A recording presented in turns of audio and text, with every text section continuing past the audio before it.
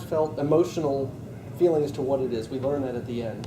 And one of the key things I guess I wanted to bring up right now is the idea of photographs. I know Dr. Jim went through and pointed out the slides and mentioned how busy some of them were, but the photographs touched the emotion, right? It was at the end when you put up the slide of that champion, and everybody went, oh.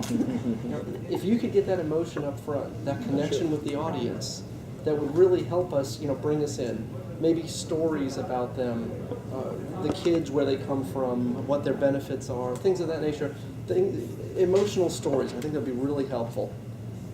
You started off with point, involve, express, strategy, action, plan, right? And they were across the screen.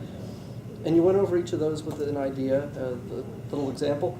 But I got a little lost when it seemed like, I thought you were running through those bullets again in more depth, but then there were other things that jumped in there, goals and things of that nature. So as far as the structure of the speech, I think maybe it could, some of them actually matched, right? So you actually went over strategy, your action plan, and then other things did not. So maybe just focus on that.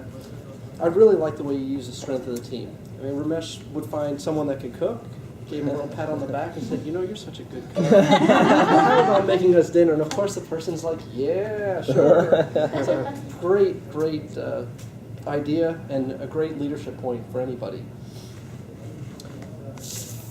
I think we did talk about the slides, or Dr. Jim actually covered that pretty well.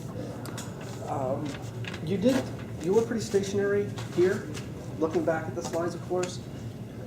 I tend to, you might want to glance back, but try to tie that in with some stage movement, right? Walking, looking at people. You can kind of get a little corner of your eye to make sure you're speaking to the right slide. Maybe you have the monitor in front of you, but more stage movement. And your hands also tended to always be up here and kind of doing a general movement type thing. So just watch the hand movements. But once again, at the end, when you talked about grooming a state champion and someone that actually went on to nationals, and then we saw those photographs, we knew, and anybody that might have said success was $1 million, I think they're rethinking that after seeing it, and especially after hearing what you've done.